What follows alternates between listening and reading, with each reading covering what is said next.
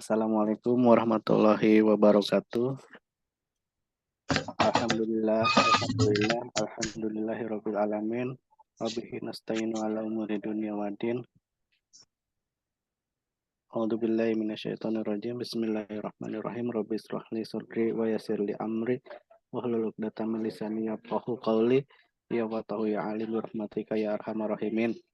Alhamdulillah, pada pagi hari ini telah hadir Ustadz Salman yang akan memberikan tausiah atau kajian pada pagi hari ini, yang mana untuk materi pada pagi hari ini akan membawakan bab ke-22 tentang nasihat. Untuk mempersingkat waktu, mungkin waktu dan tempat kami berikan kepada Ustadz Salman. Monggo Pak Ustadz. Ya, terima kasih, Kang Asep. Bismillahirrahmanirrahim. Assalamualaikum warahmatullahi wabarakatuh. Waalaikumsalam warahmatullahi wabarakatuh. Alhamdulillah. Alhamdulillahil wahidil qahhar. Al-azizil ghaffar. Mukawwiril laili 'alan nahar. Tadhkiratan li ulil qulubi wal absar. Wa tabsiratan li dzawil albabi wal i'tibar.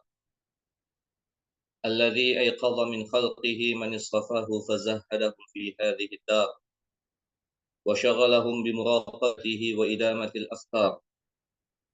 وملازمة الاتعاظ والادكار ووفقهم للدؤوب في طاعته والتأهب لدار القرار والحذر مما يسقطه ويوجب دار البوار والمحافظة على ذلك مع تغاير الأحوال والأطوار.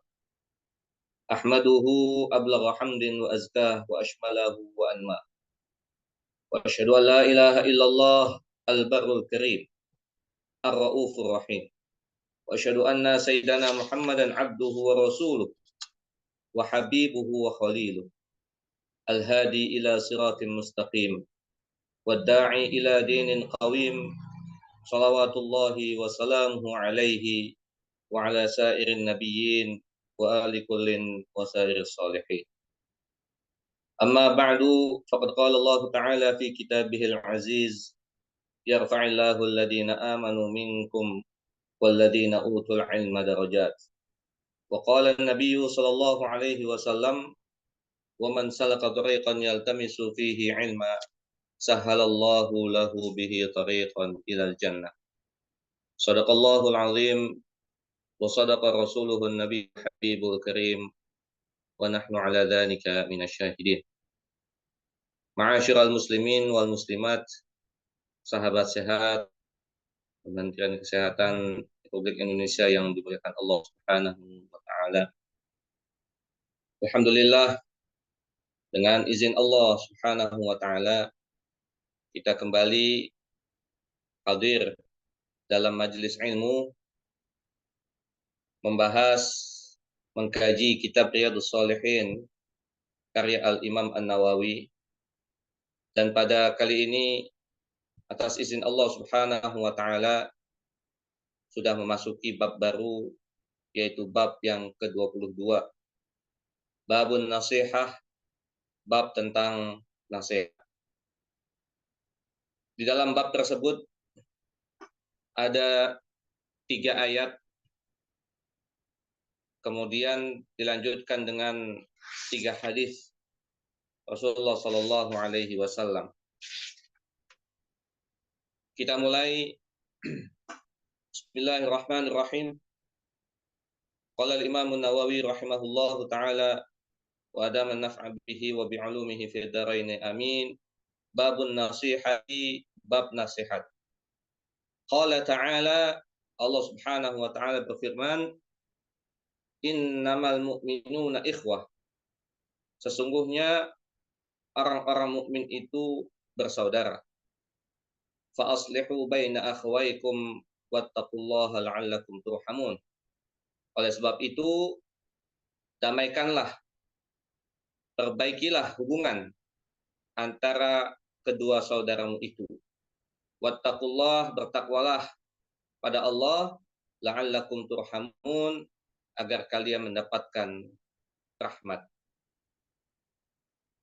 Kaum muslimin dan muslimat, sahabat sehat yang dimuliakan Allah Subhanahu wa taala.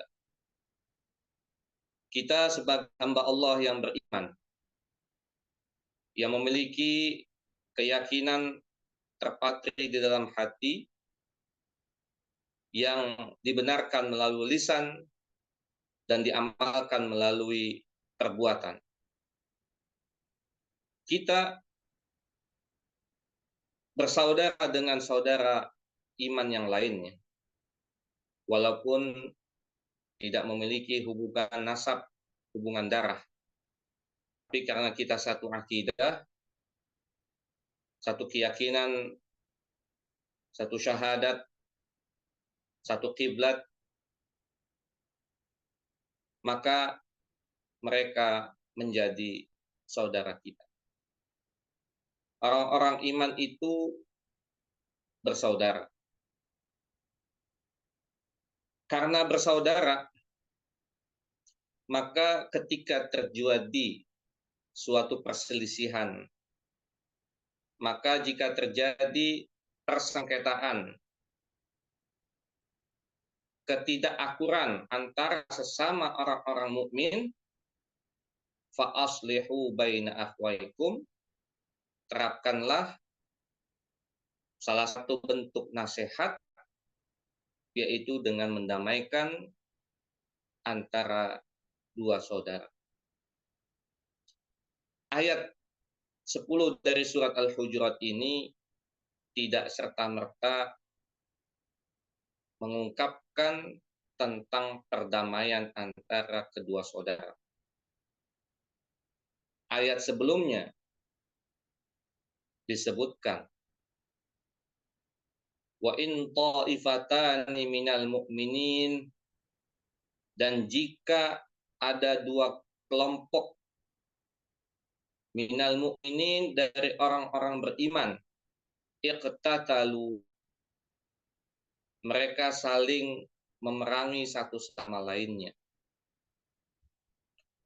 Tidak terjadi pada masa Rasulullah Shallallahu Alaihi Wasallam, karena mereka berada di bawah satu panji bersama Rasulullah. Tapi ayat ini seakan-akan Al-Quran menceritakan akan terjadi di masa yang akan datang setelah peninggal Rasulullah Shallallahu Alaihi Wasallam. Wa in ta'ifatani minal mu'minina iqtatalu fa aslihu bainahuma. Jika terjadi antara dua kelompok orang-orang beriman, mereka saling bunuh-membunuh, saling memerangi satu sama lain. Allah Subhanahu wa taala menyebutkan dua kelompok ini dengan kelompok orang-orang beriman. Artinya keimanan masih berada dalam diri mereka.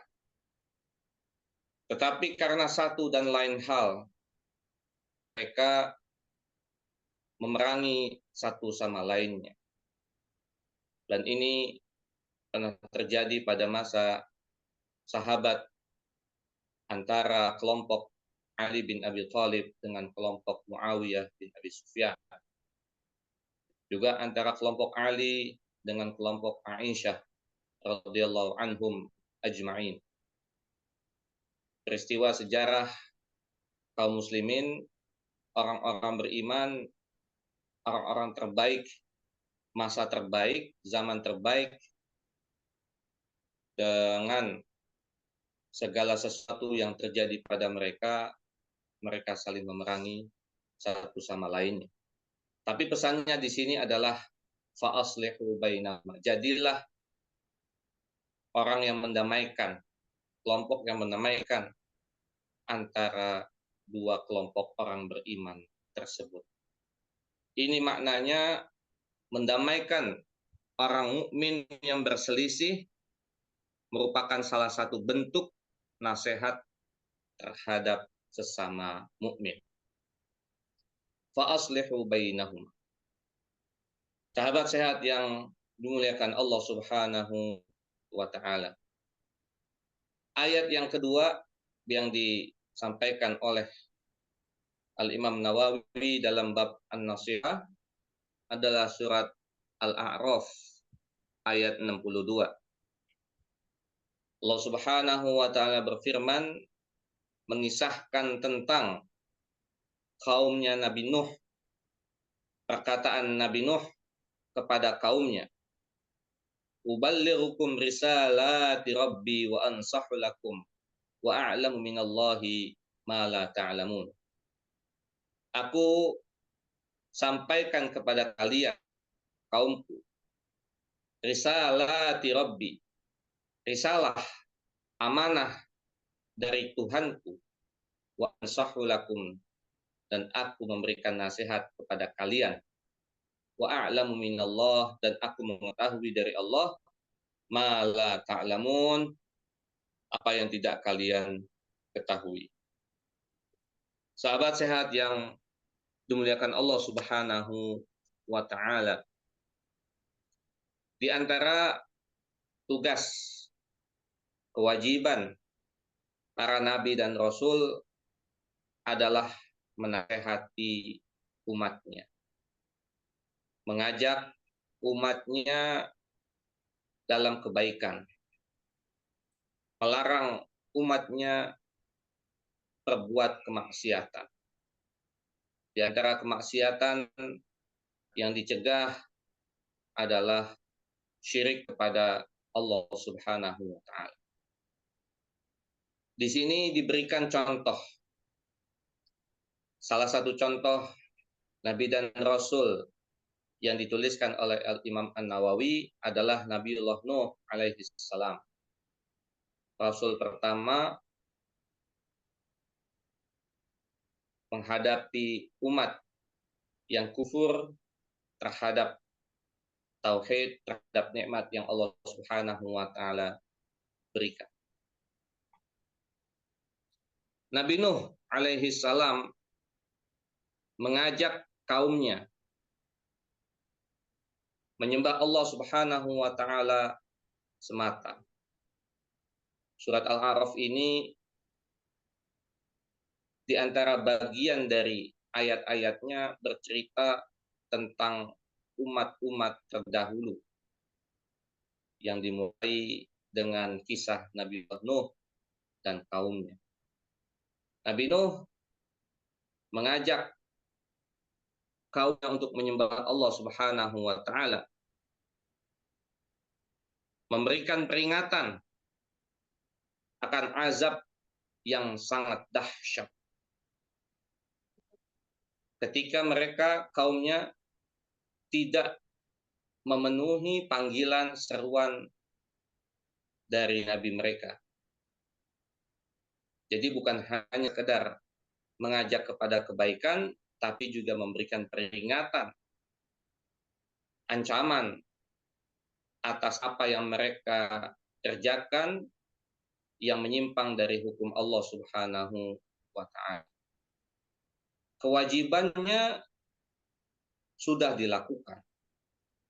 Sama dengan kewajiban baginda Rasul kita Muhammad sallallahu alaihi wasallam, hanya menyampaikan risalah, menyampaikan amanah, menyampaikan seruan. Adapun hasil, apakah mereka ingin, apakah mereka beriman, atau mereka memenuhi panggilan seruan tersebut, itu urusan mereka dan Allah Subhanahu wa taala.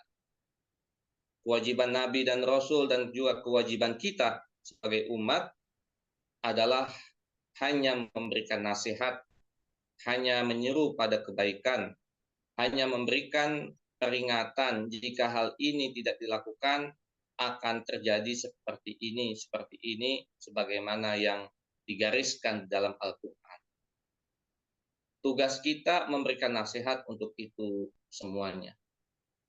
Nabiullah Nuh alaihi salam setelah menyampaikan seruan untuk mengajak kaumnya menyembah Allah semata, memberikan peringatan akan azab yang dahsyat.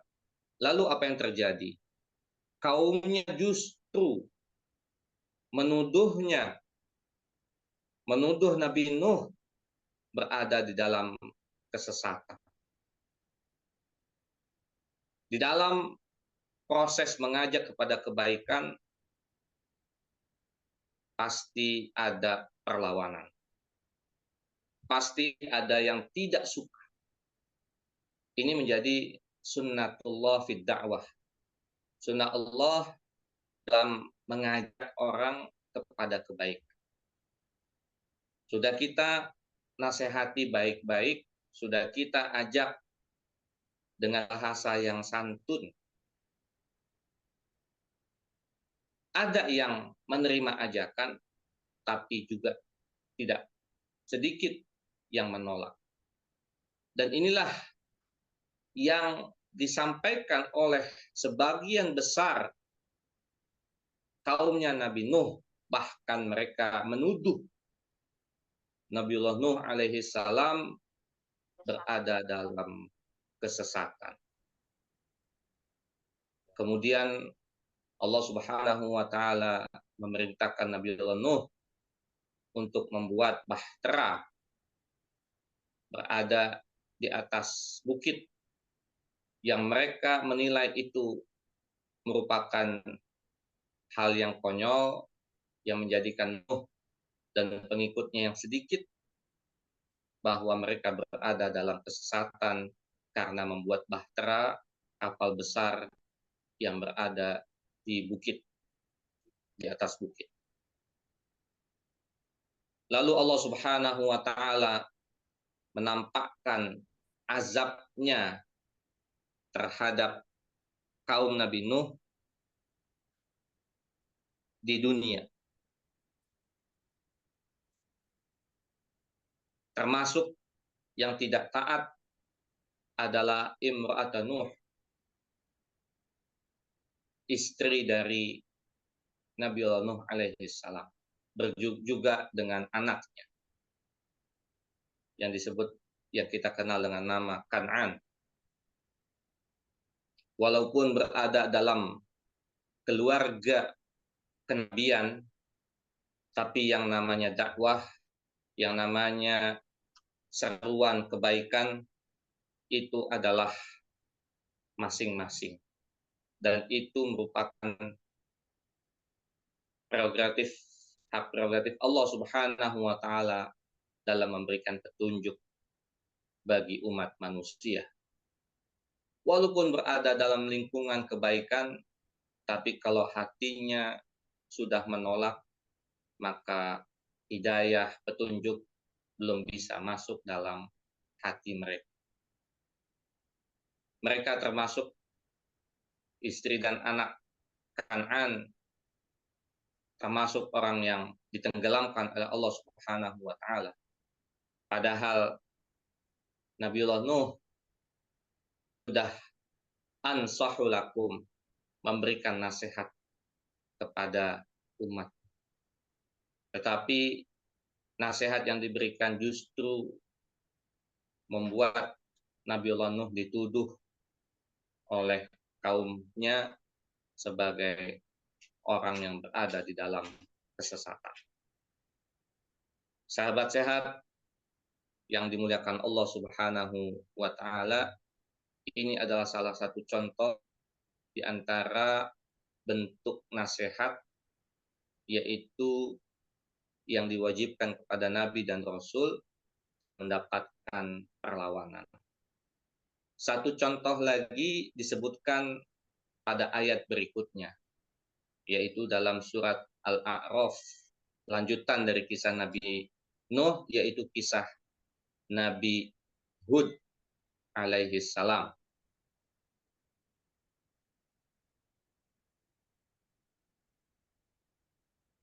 Disebutkan Allah Subhanahu wa taala berfirman, "Uballighukum risalati rabbi wa ana lakum nasihun amin." Aku menyampaikan risalah, amanah dari Tuhanku, wa ana lakum, dan aku hanyalah nasihun amin, pemberi nasihat yang terpercaya bagi kalian. Sama Nabiullah Hud alaihi salam mendakwahkan kabilahnya umatnya.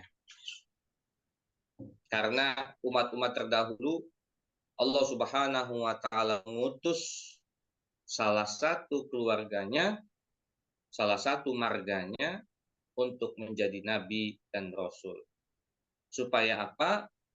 Supaya dakwahnya itu didengar. Dakwahnya itu ketika tersampaikan dikerjakan, dilaksanakan. Hal ini juga menjadi kaedah kita untuk kita menyebarkan kebaikan-kebaikan. Kita mulai dulu dari orang terdekat kita, yaitu keluarga. Keluarga kecil kita, istri, suami kita, anak-anak kita, saudara, saudari kita, ayah, bunda kita, kakek, nenek kita yang masih ada. Kita ajak mereka untuk sama-sama menjalankan berbagai aktivitas kebaikan.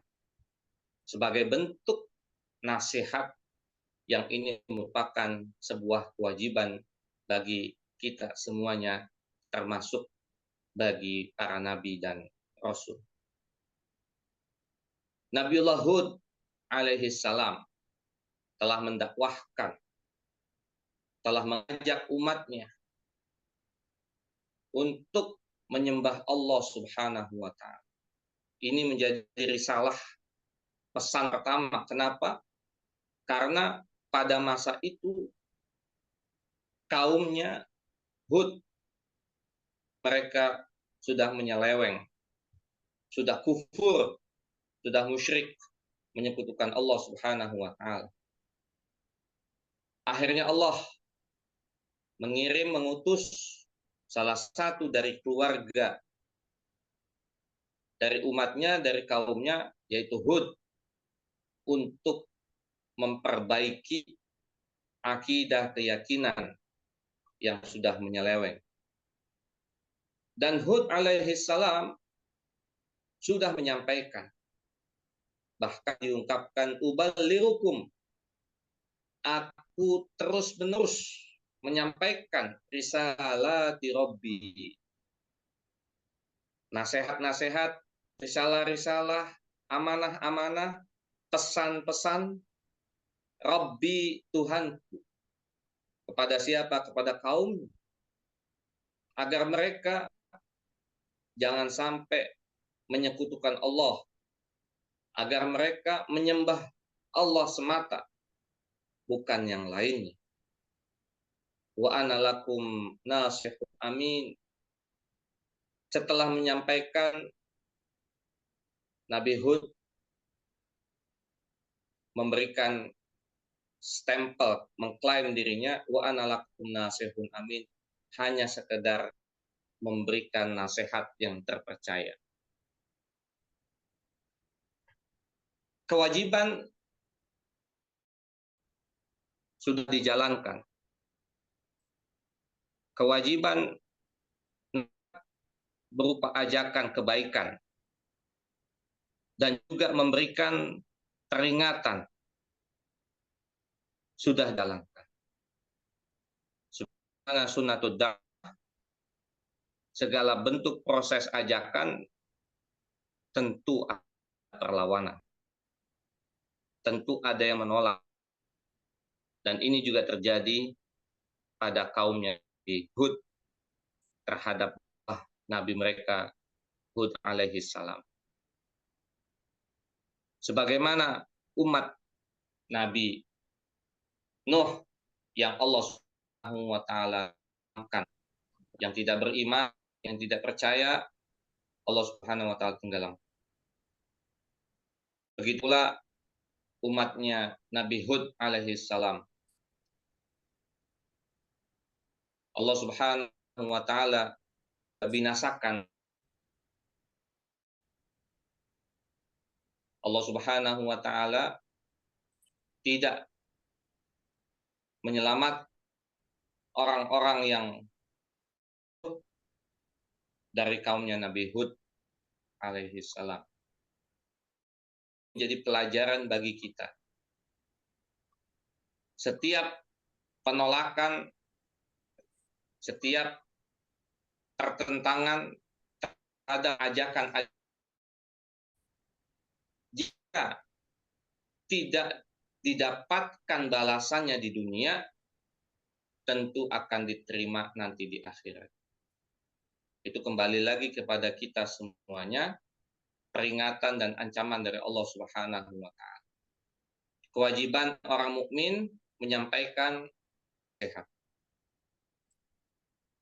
Terimanya nasihat atau tidak terima nasihat itu urusan yang berikan nasihat dan urusan Allah Subhanahu wa taala. Ketika kita menasehati saudara kita orang mukmin atau kita mendapatkan nasihat dari saudara kita orang, alangkah baiknya kita terima nasihat tersebut jika itu merupakan sebuah kebaikan.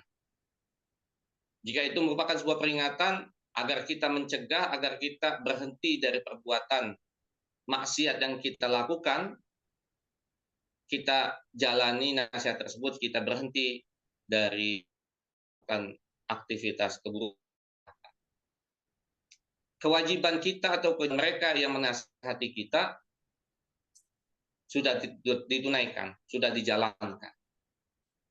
Adapun orang yang menerima nasihat, urusan dia dengan Allah Subhanahu wa taala, akan memberikan ancaman, peringatan. Jika sebelum umat Nabi Muhammad SAW, Allah bayar kontan ketika itu, tunai, langsung mereka diazab, disiksa di dunia. Di akhirat nanti juga mereka akan mendapatkan azab yang pedih. Tapi bagi umat Nabi Muhammad SAW, di mana di situ ada orang-orang, masih ada orang-orang yang mengucapkan istighfar, mohon ampun pada Allah Subhanahu wa taala. Wa ma kana Allahu mu'adzibahum wa hum yastaghfirun. Allah tidak akan mengazab mereka di dunia sedangkan mereka masih ada orang-orang istighfar, memohon ampun. Sahabat sehat, kaum mukminin dan mukminat yang dimuliakan Allah Subhanahu wa taala. Babun nasihat, 3 ayat memberikan kita bekal. Yang pertama tentang kewajiban memberikan nasihat. Yang kedua, kita memberikan nasihat khusus saudara-saudara orang-orang iman. Jika terjadi pertikaian, jika terjadi pertentangan, jika terjadi berantem, maka tugas kita mendamaikan. Memberikan, menjadi pihak ketiga untuk mendamaikan, bukan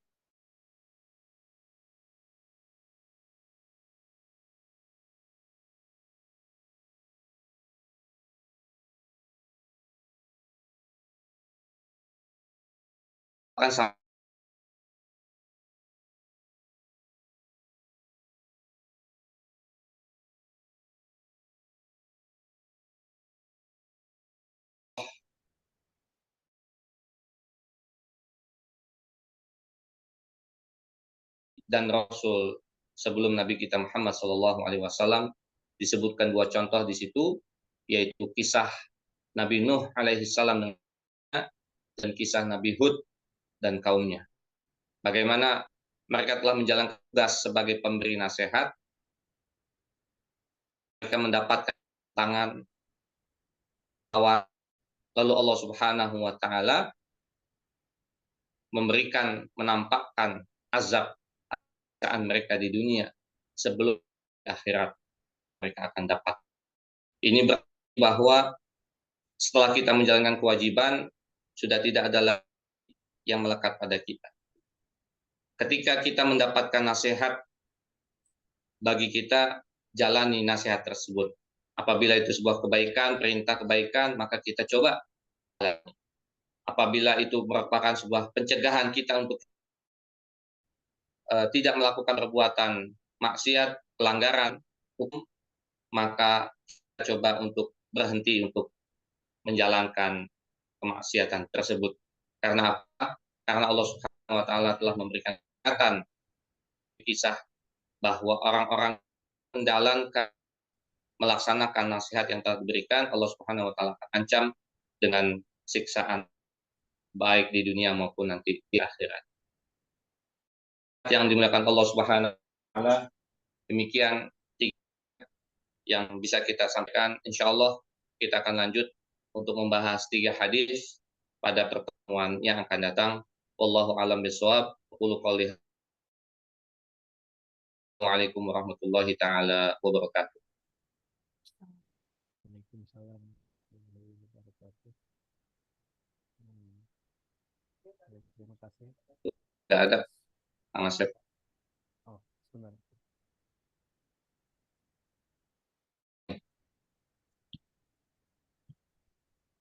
Colokannya tadi. Ustaz, Ya, atas siap. pertanyaannya. Baik, Bapak Ibu, silakan kalau ada yang akan silahkan boleh bertanya secara langsung atau lewat dari room chat yang tersedia di aplikasi Zoom ini. Monggo Bapak Ibu, room tersedia di ini.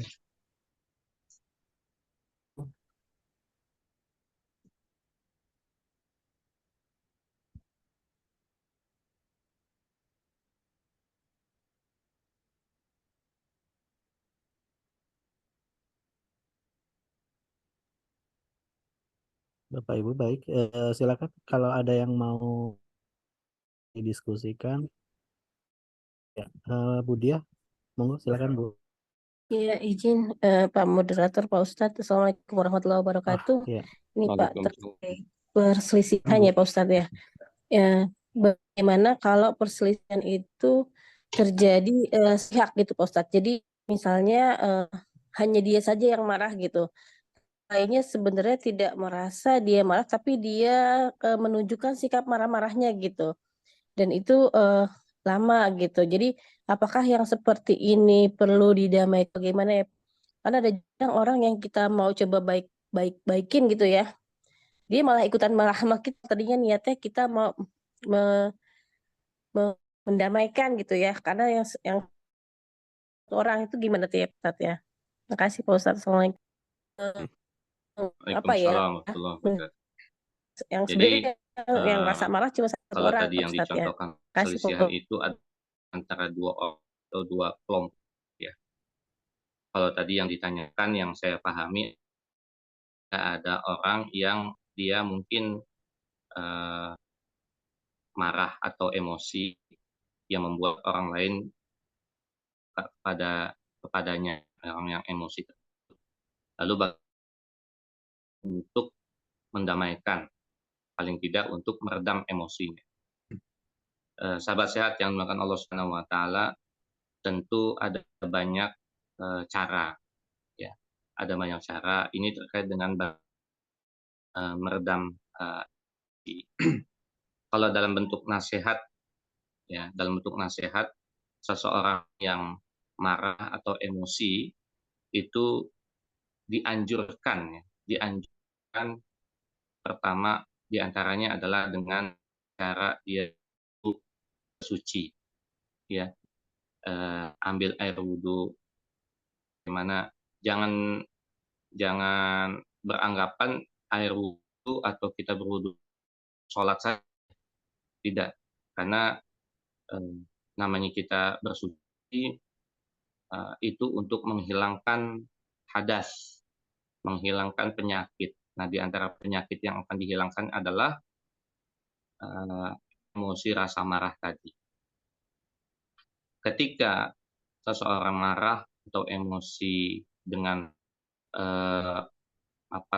terlihat tidak suka atau saat terlihat membenci, saat itu menjadi api membakar jiwanya.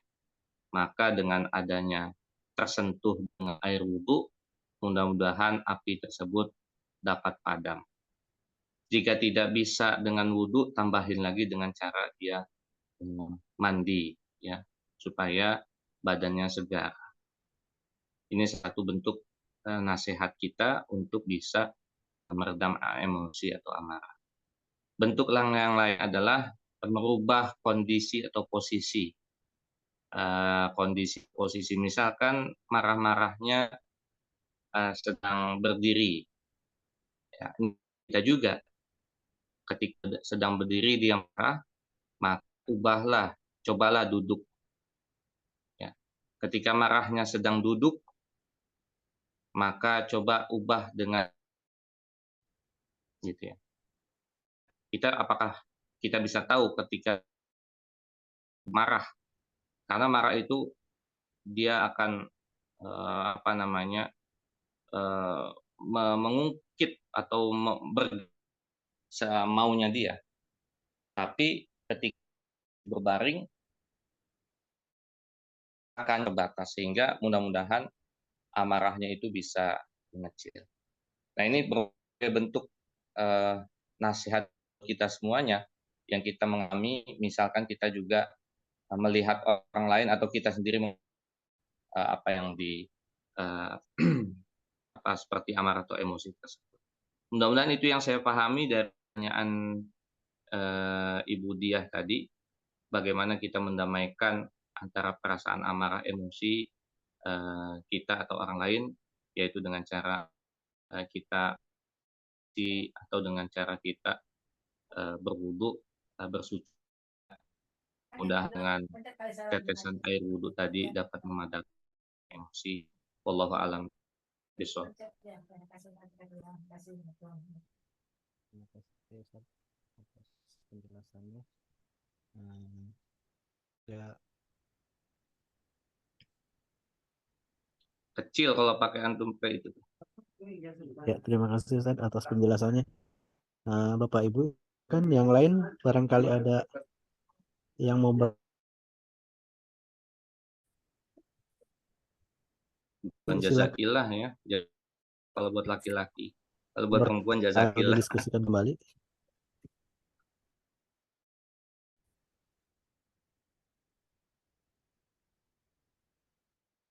Ya. Allah.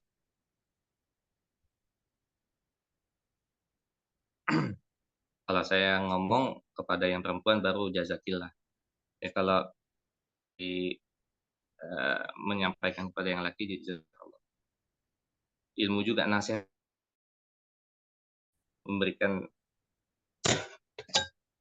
menyampaikan yang kurang pas. Cukup?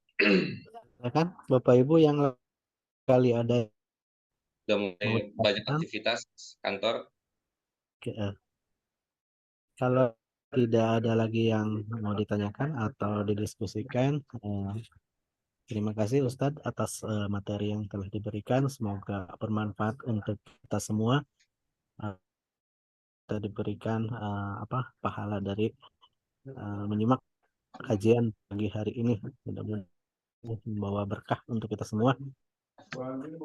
Mungkin ada yang mau disampaikan lagi Ustadz atau cukup? Cukup. Baik. Baik, untuk kajian pagi hari ini kita tutup dengan bacaan Alhamdulillah. Alhamdulillah. Alamin.